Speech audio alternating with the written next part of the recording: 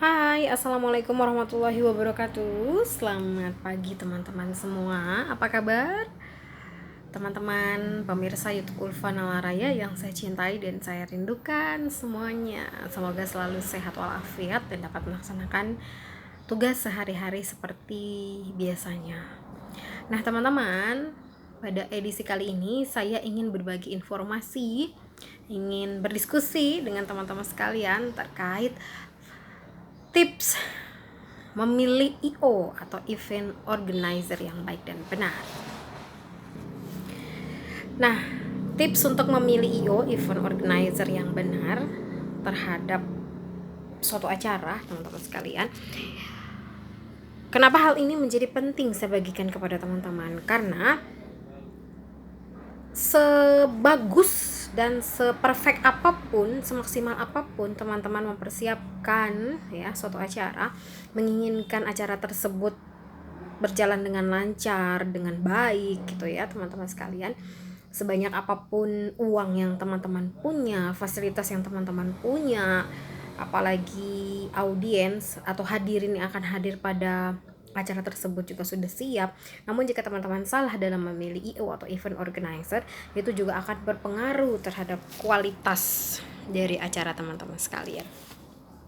Karena menurut pengalaman saya dan menurut hasil survei juga yang saya amati gitu ya teman-teman, berapa banyak orang yang punya uang banyak lalu prepare acara itu sudah benar-benar sedemikian rupa, tapi karena pemilihan IO ya tidak match dengan jenis acaranya, kadang-kadang itu juga membuat hasil ya hasil dari acara tersebut juga kurang bagus.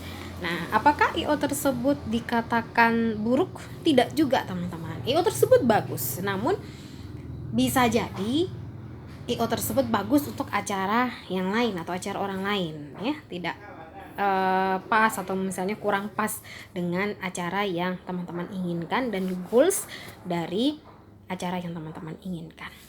Pada dasarnya semua IO bagus teman-teman sekalian, namun saya penting membagikan tips kepada teman-teman karena sekarang IO juga sudah mulai banyak ya di pasaran, tinggal kita mau memilih yang mana saja ya teman-teman. Tips untuk memilih IO yang tepat yang pertama adalah teman-teman sekalian, yang pertama yang perlu teman-teman perhatikan adalah teman-teman tahu apa tujuan dari acara teman-teman ya. Nah, jadi kita harus mengetahui tujuan teman-teman ya, tujuannya apa, terus goals yang ingin dicapai nanti apa, hasil yang diinginkan itu seperti apa. Teman-teman penting untuk mengetahui hal tersebut karena nanti teman-teman akan mendiskusikan dengan IO, dan apakah IO sanggup untuk melaksanakan konsep tersebut itu nanti tergantung dari kesiapan IO ya teman-teman dan keyakinan teman-teman terhadap IO tersebut ya.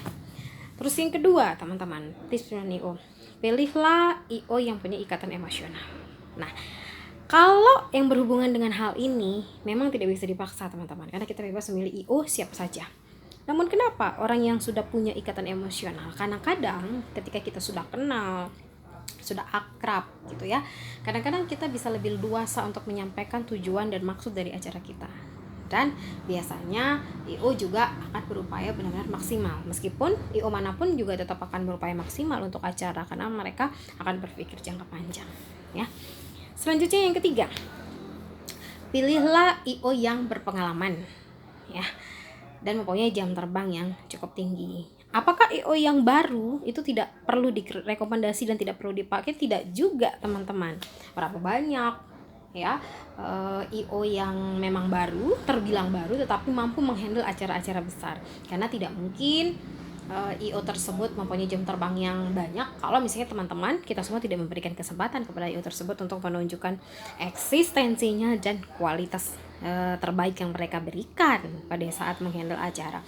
Namun untuk acara-acara besar, acara-acara yang memang sangat kita inginkan hasilnya berjalan dengan maksimal, berjalan dengan bagus ya, mempunyai goals yang cukup tinggi, pilihlah IO yang memang berpengalaman teman-teman sekalian ya. Kecuali acara yang relatif kecil mungkin bisa istilahnya menggunakan IO mana saja. Tips yang keempat yang ingin saya bagikan teman-teman sekalian adalah sesuaikan dengan budget yang teman-teman punya. Tentu saja kita akan menyesuaikan dengan budgetnya, karena tentu saja karena IO ini menyediakan jasa, kita juga bisa menawar. Sama seperti kita menawar barang, kita juga masih bisa menawar jasa, teman-teman. Artinya prinsip ekonomi tetap berjalan. Kita menginginkan kadang kualitas yang bagus dengan pengeluaran ekonomi yang seminim-minimnya, meskipun ada harga ada kualitas sih teman-teman. Tapi biasanya IO juga akan menerapkan mengikuti harga-harga standar yang biasa beredar di pasaran ya. Nah, tips yang kelima apa teman-teman sekalian? Tips memilih IO ya. Yang kelima yang penting untuk teman-teman ketahui adalah pilihlah IO yang mempunyai kapabilitas dan komunikasi yang efektif dengan teman-teman. Karena ketika IO tersebut memiliki kualitas, kuantitas, kapabilitas ya, dan komunikasi yang luar biasa efektif, maka kita pastikan insya Allah mereka akan memberikan kualitas dan performa terbaik terhadap acara kita. Karena sedikit-sedikit mereka akan mengkomunikasikan dengan kita, sedikit-sedikit mereka akan mengkomunikasikan dengan kita ya. Dan yang terakhir teman-teman, bolehlah ya tadi teman-teman juga melihat IO yang berpengalaman dan lain-lain, brand itu juga penting teman-teman. Orang-orang yang ada di dalam IO tersebut, meskipun ada beberapa orang ya, taruhlah 10 orang misalnya menghandle IO tersebut, ada kadang-kadang beberapa orang ikon ya, yang menjadi ikon yang memang sudah ahli di bidang untuk mengatur acara, karena acara tersebut kan diatur sedemikian rupa jangan sampai terkesan protokoler banget gitu ya, sehingga membuat keluarga tidak nyaman dalam menikmati acara tersebut termasuk hadirin, apalagi di masa pandemi COVID-19 sekarang. Atau ya acara terlihat begitu lepas gitu ya, tanpa terkontrol gitu, karena IO ingin memberikan keleluasaan dan lain-lain. Jadi artinya IO tersebut akan bisa menempatkan diri di mana harus bersikap A, di mana harus bersikap B, di mana harus bersikap begini, itu sudah ada di IO semua. Itu tips awal bagi teman-teman untuk pemilihan IO. Insya Allah di lain kesempatan saya akan membagikan kepada teman-teman tips untuk memilih IO dengan lebih detail atau secara khusus. Ini tips awal dulu. Nah, bagaimana dengan di beberapa tempat yang memang belum menyediakan jasa IO yang banyak atau besar? Bagi daerah-daerah yang memang belum menyediakan IO, biasanya itu dilaksanakan oleh panitia. Ada panitia dari keluarga, dari tetangga yang memang dibuat sedemikian rupa oleh keluarga, teman-teman sekalian. Nah, pada saat dibuat, teman-teman sekalian, panitia tersebut itu sudah ada tugas dan fungsi masing-masing, namun kadang tidak berjalan efektif. Kenapa? Karena sifatnya adalah sukarela atau gotong royong. Kalau di daerah pedesaan itu masih bisa kita jumpai dan tidak perlu menggunakan IO seperti itu. Bagaimana caranya menangani hal tersebut agar tetap acara bisa berjalan dengan lancar? Next, di tayangan berikutnya saya akan bagikan kepada teman-teman bagaimana mengatur suksesnya acara tanpa IO. Saya akan bagikan materi tersebut di dua kesempatan untuk tips milih IO secara khusus. Yang kedua nanti saya akan membagikan bagaimana mengatur acara agar berjalan sukses tanpa IO untuk daerah-daerah yang memang belum menyediakan jasa IO. Seperti itu ya teman-teman sekalian, ditunggu tayangan saya berikutnya. Jangan lupa subscribe, like, dan share sebanyak-banyaknya. Nyalakan lonceng agar teman-teman bisa mendapatkan notifikasi dari saya. Terima kasih teman-teman. Seperti biasa quote spesial dari saya. Salam hangat Ulfa Nalrai. Jangan lupa bahagia. Wassalamualaikum warahmatullahi wabarakatuh.